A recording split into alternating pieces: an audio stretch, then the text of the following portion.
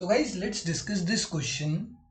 Question is, weighted mean is less than simple arithmetic mean when equal weights are used for all the items, larger weights used for larger items and smaller for the smaller items, smaller weights for the larger items and larger weight to the smaller items.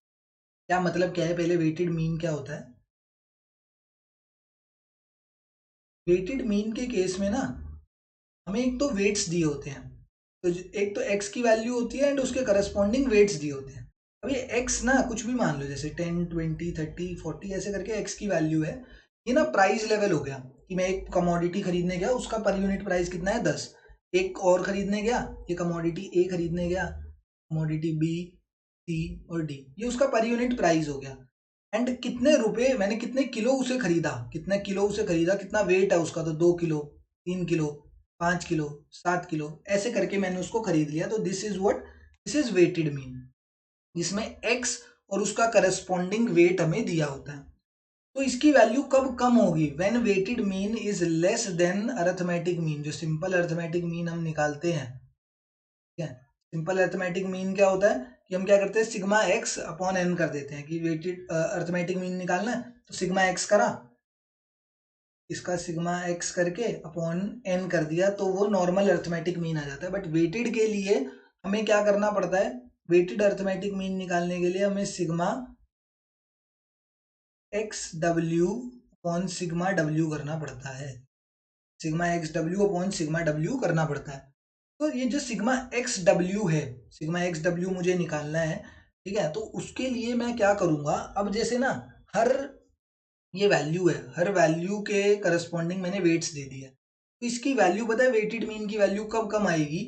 जब मैं इसके corresponding जो weights हैं, higher values के corresponding को तो कम weights दूंगा।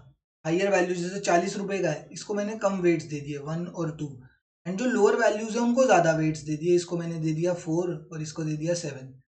तो जब मैं लोअर वैल्यूज जो हैं उनको ज्यादा वेट दे दूंगा एंड हाइयर वैल्यूज को मैं कम वेट दे दूंगा, तो जो मेरा मीन का जो वैल्यू होगा ना, वो कहीं इन्हीं दोनों की रेंज में लाई करेगा। मेरी मीन की वैल्यू यहीं पर ही आएगी। मीन की वैल्यू मतलब मेरी 10 से लेके 20 तक के बीच में आएगी, क्योंकि मैंने हाइयर वेट्स कहाँ पे अलॉट कर दिए, वहां पर।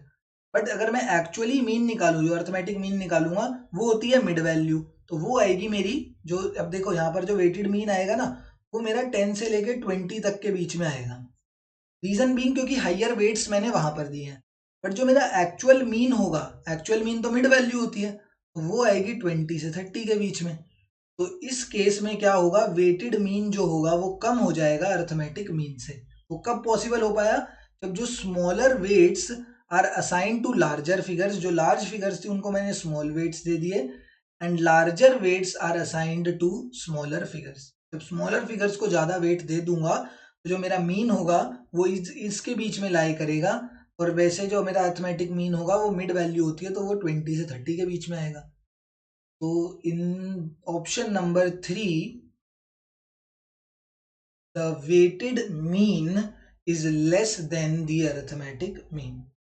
ठीक है, ऑप्शन नंबर 3 में ये चीज पॉसिबल हो पाएगी, जब अरिथमेट वेटेड मीन जो होगा वो कम आएगा अरिथमेटिक मीन से। इसी का ऑपोजिट पता है कब हो जाएगा?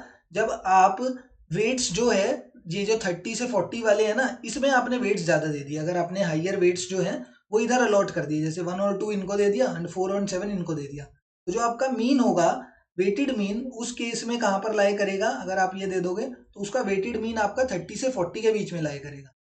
उस केस में आपका वेटेड मीन जो होगा will be greater than arithmetic mean. कब? when you assign larger weights to the larger items and smaller weights to the smaller items, in that case जो आपका वेटेड मीन होगा will be greater than the arithmetic mean. But हमसे greater वाला case नहीं पूछा, हमसे पूछा है स्मॉलर वाला। स्मॉलर वाला तब होगा जब स्मॉलर वैल्यूज को आप ज्यादा वेट असाइन करोगे एंड लार्जर वैल्यूज को कम वेट असाइन करोगे। ठीक है, तो option number 3 is the correct answer here.